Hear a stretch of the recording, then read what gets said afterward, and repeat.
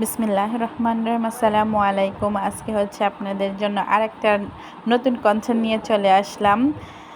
তো এখানে হচ্ছে অনেক বড় একটা কাঁঠাল, পুরো বড় একটা ফ্যামিলির লোকজনও গিয়ে শেষ করতে পারবে না। এই কাঁঠালটার দাম মাত্র 100 টাকা। অনেক বড় কাঁঠাল, অনেক বড়। তো আমার কাছে এই জিনিসগুলো অনেক ভালো লাগে, যার জন্য আপনাদের মাঝে শেয়ার করা চলে যাচ্ছে। এখন হচ্ছে বিরিয়ানি রান্না। তো ঘরের মধ্যে যেগুলো উপকরণ আছে, যেগুলো ইনগ্রেডিয়েন্টস আছে, এগুলো দিয়েই শর্টকাটভাবে সাধারণভাবে রান্না করলে আমার কাছে মনে হয় অনেক ভালো লাগে। তো এখানে আমি 1 কেজি পরিমাণ পোলাওর চাল নিয়ে নিয়েছি। এখন হচ্ছে এখানে আমি তেল, পাতিলের মধ্যে হচ্ছে তেল অ্যাড করে নিয়েছি। তারপরে হচ্ছে এখানে পেঁয়াজ কুচি আর হচ্ছে কাঁচামরিচ এখানে আমি অ্যাড করে নিয়েছি। এগুলোর মধ্যে হচ্ছে আমি লবণ অ্যাড করে নিচ্ছি। তো হচ্ছে এটাকে আমি ভালোভাবে ভেজে নেড়ে ছেড়ে, আর এখন হচ্ছে ওয়েদার এতই ভালো, ঠান্ডা, বৃষ্টি হচ্ছে। তো এই সময় আমার কাছে মনে হয় পারফেক্ট একটা টাইম যে বিরিয়ানি খাওয়ার। যেহেতু কোরবানি ঈদ, আর মাংস হচ্ছে নিজের কোরবানির গরু, তাহলে তো কোনো কথাই নাই। বাজার থেকে 1-2 কেজি মাংস কিনে আনলে হচ্ছে চোখে ওঠে না। আমি হচ্ছে মাংসটাও জাস্ট আন্দাজ করেই নিয়েছি, এখানে মেপে নেওয়া হয়নি। তো এই যে এখন হচ্ছে আমি এখানে জিরে আর হচ্ছে আদা এবং রসুন বাটা এখানে অ্যাড করে নিয়েছি। এই যে দেখতে পাচ্ছেন আমি আর একটু পরিমাণ আদা এখানে অ্যাড করেছি। আর রান্নাটা হচ্ছে সাহসের ব্যাপার। এটাও হচ্ছে আমার ফার্স্ট টাইম বিরিয়ানি রান্না করা। আমি নিজেও অন্য কারো কন্টেন্ট দেখে, ভিডিও দেখে তারপরে রান্নায় চলে আসলাম। আর রান্নাটা হচ্ছে, আপনি যদি রান্নাটা না পারেন তাহলে অন্য আরেকজনের কাছে যাই বলতে আসেন আমাকে একটু রান্না করে দেন। সে দেখা গেছে কি পারলেও একটু দাম দেখালো, অজুহাত দেখালো, আসলো না। হ্যাঁ, যে তার যখন সময় তখন আসবে, আপনার সময় আসবে না। এই জন্য সাহস করে আমার মতো এই যে রান্না শুরু করে দেবেন। এই যে দেখেন এখানে হচ্ছে আমি এখন মাংসগুলো এখানে অ্যাড করে নিচ্ছি।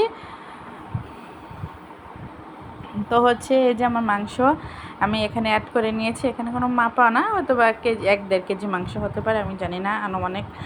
তো হচ্ছে এখানে হচ্ছে আমি এগুলো ভালোভাবে নেড়ে ছেড়ে, এখন হচ্ছে আমি বাজার থেকে কিনে আনার রাঁধুনি বিরিয়ানি মশলা তো এখানে আমি অ্যাড করে নিলাম।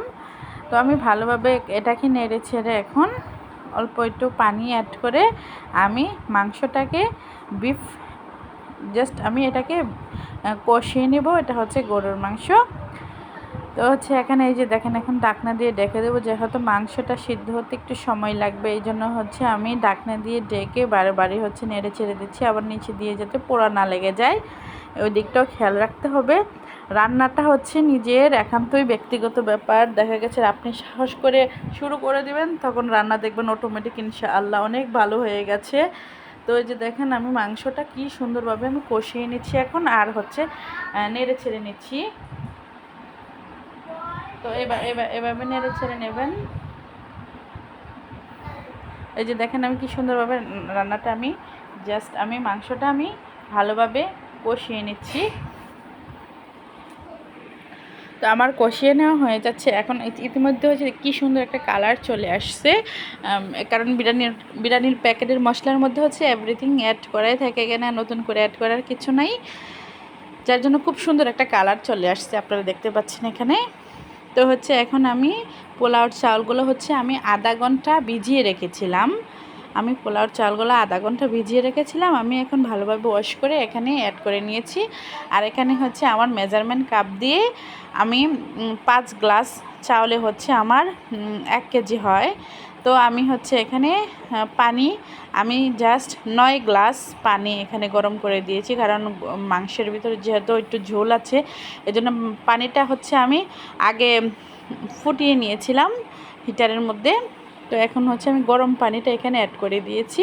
এখন ভালোভাবে নেড়ে ছেড়ে একটু ঢাকনা দিয়ে ঢেকে আমি এখন রেখে দেব। আর পেজটা ভালো লাগলে অবশ্যই লাইক, কমেন্ট, শেয়ার করে আপুটার পাশে থাকবেন।